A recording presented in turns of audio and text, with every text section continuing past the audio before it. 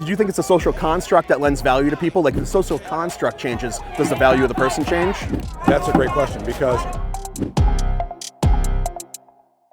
as you watch this video, notice how I open with a public health discussion, but I pivot really quickly into a foundational question. Why are human beings valuable? Keep in mind, I'm always trying to dig deeper, and we can use any launching off point, by the way. Here it's public health.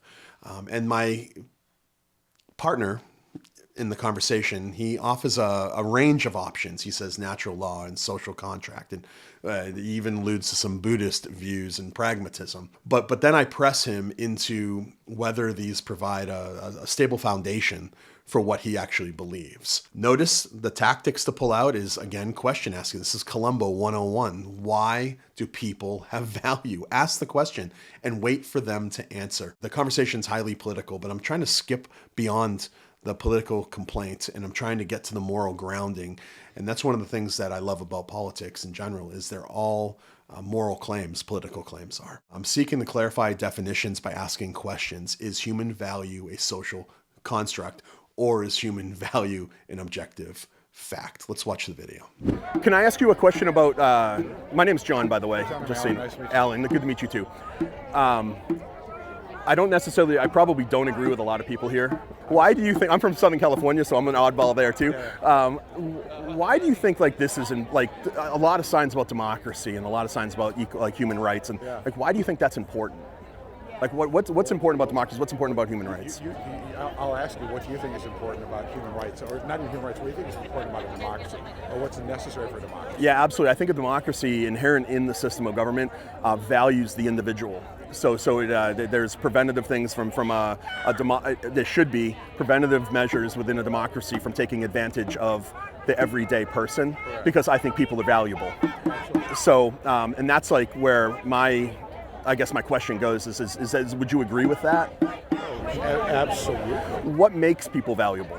Like why is public health for children? And like the answer seems obvious when you ask it, but if we really think about it, like I've asked it now a half dozen times to people, and one guy called me a Nazi. One person just yelled at me and walked away. I had a good conversation with somebody earlier. No.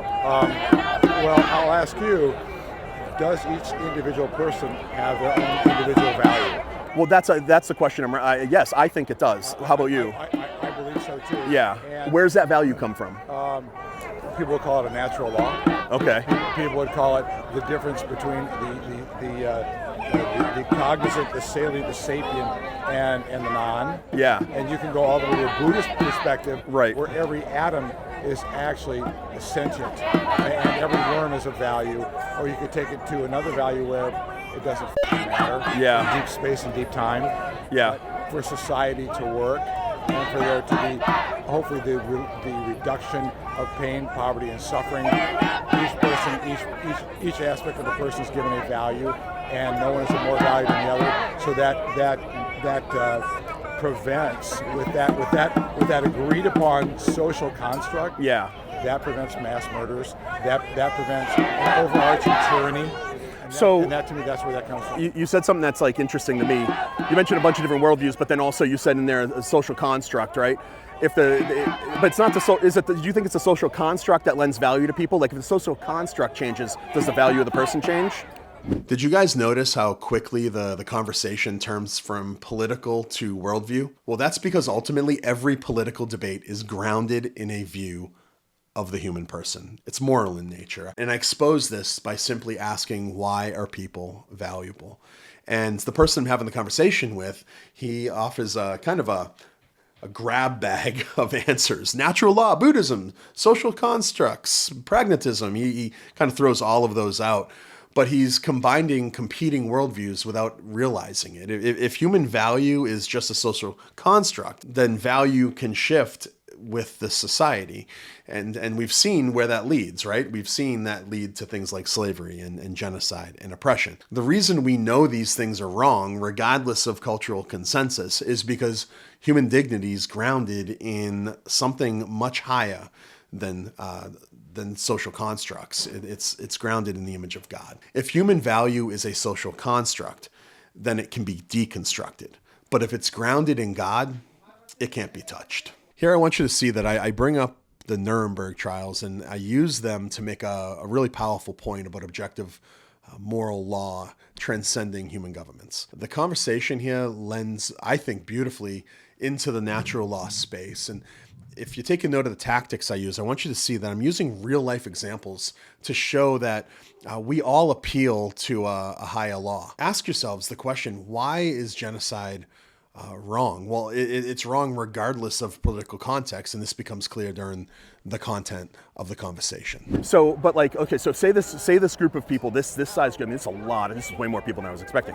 This group of people got together and decided somehow we were not going to value a certain group of people.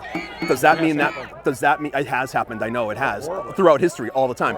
It's horribly, because we know that there's something inherent about human beings that are valuable independent of cultural thought, right?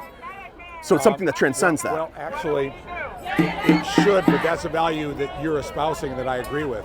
But there are other folks who say no. There are humans that have been viewed as subhuman, and the values were taken from them by the group, or people acquiesced and went along with that. But that was wrong.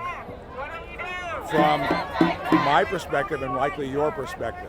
Well, and I think it's not a matter of perspective. Like, I think what Hitler did in Nazi Germany was wrong. Right. No matter, even if you're, I mean, actually that's interesting because like, I mean, you seem like a really smart guy. So like, you know, liberation happened, right? The Allied forces moved in, Nazis dispersed. We hunted them down, we brought them to Nuremberg. Right. The defense that the Nazi war criminals brought before Nuremberg was, well, this is what cultural consensus, right? This is what we, and the court said, no. That's because correct. There's a law above that law, correct. Right? Correct. So that's what I'm getting at, is I think that we're valuable because I have a grounding for that. I'm a Christian, so I have a grounding for that in the image of God. We're all made in the image of God, regardless of religion, creed, race, whatever it might be. Correct. But without that grounding, I don't think that we have a ground to stand on for any of this. But I think I have a grounding for that. But I think when we get away from that belief in God, is where things go. This section, it shows one of my favorite tactics. I use the person's own instincts to make the case for objective morality. And when I bring up the Nazi war criminals at Nuremberg, notice that we both agree they were guilty, even though the culture at the time within Nazi Germany permitted their crimes and even excused them and thought they were just fine. That exposes a fatal flaw of cultural relativism. You lose the ability to condemn evil if right and wrong are just majority opinion. So why were the Nazis guilty? Well, because there's a law above the law, a higher moral standard that transcends any earthly or worldly government. That's natural law. That's God's law. If morality comes from culture, the Nazis had to be found innocent. But if it comes from God, then justice, it stands forever. I was a religion major. Oh, great. Okay. Where'd you go to school? I did go to seminary, Northwestern. Oh, great. Right. Yeah. So, are you a Christian now? No. Okay. Why not? Because I'm a Jew. Were you a Christian then? No. No way. So what religion were you studying? Was it Judaism? I was studying everything. Okay. So world religions. The concept was phenomenology of religion. Nice. Religions are used for power structures and have nothing to do with the original thought that brought the word to be. Right. Yeah. The relationship of the unknowable. But being a Jew, you agree with me that there's a grounding, like we're grounded in the image of God, right? Genesis 1. That's Greg. Is it one of your guys? Yeah. No, there's no question. He's my only guy. There's no question that rolls into the entire fundamental, the Judeo-Christian background, and it even goes further than that. Goes to the Noetic principles. I mean, yeah. We can go way back. Yeah. Yeah, agreed. But you abandon that. It sounds like we agree. This is wow. Yeah, this is another classic worldview clash. My conversation partner here believes that all religions are basically the same.